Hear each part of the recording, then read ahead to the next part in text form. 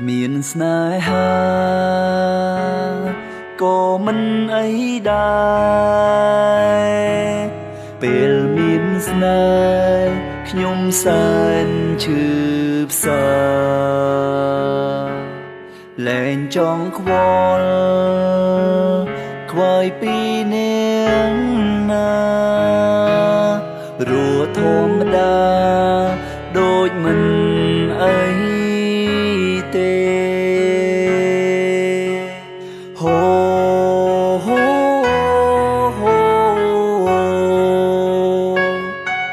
ស្នេហ៍ជាអ្វីម្ដេចខ្ញុំសែនឈឺដូចជំងឺដែលគ្មានថ្នាំនឹងព្យាបាលស្ទើរឈួតលប់ដោយសារស្នេហាខ្ញុំសញ្ជាថាឈុំមានស្នេហា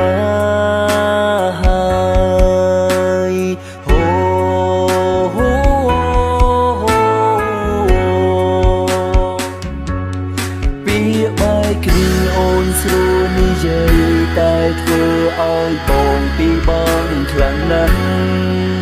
ដូចគេកម្មដូចគេចាំងគេសំឡំមួយពោព្រិញភ្នែ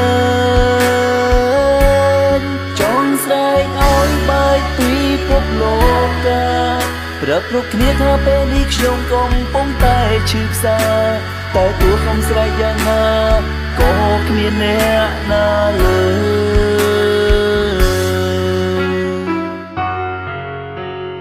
ស្នេហាគឺពិតជាអស្ចារ្យនៅពេលដែលយើងមានវាតែបើសិនជាថ្ងៃណាមួយនៅពេលដែលយើងបាត់បង់វាទៅវានឹងធ្វើឲ្យយើងឈឺចាប់ស្នេហ៍ជាអ្វីម្ដេចខ្ញុំសែនឈឺជំងឺដែលគ្មានថ្នាំនឹងព្យាបាលស្ទើរឈួតលប់ដោយសារស្នេហាខ្ញុំសញ្ជាថាឈុំមានស្នេហា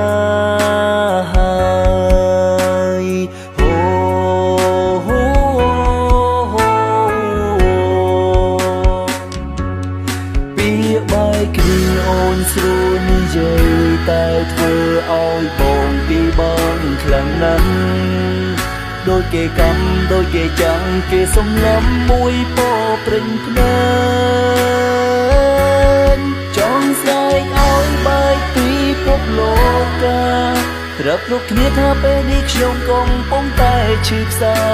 តែទោះខ្ញុំស្រែកយ៉ាងណាក៏គ្មានអ្នកណាលើបែកគ្នាអូនស្រួលនិយាយតែធ្វើឲ្យបងពីបងខ្លាំងណាស់ដូចគេកម្មដូចគេចាំងគេសំឡំមួយពោព្រិញភ្នែកចង់ស្រែកឲ្យបែកពីពុកលោកកាប្រាប់គ្រប់គ្នាថាពេលនេះខ្ញុំកំពុងតែឈឺផ្សាតែទោះខ្ញុំស្រែកយ៉ាងណាក៏គ្មានអ្នកណាលើតែទោះខ្ញុំស្រែកយ៉ាងណាក៏គ្មានអ្នកណាលើ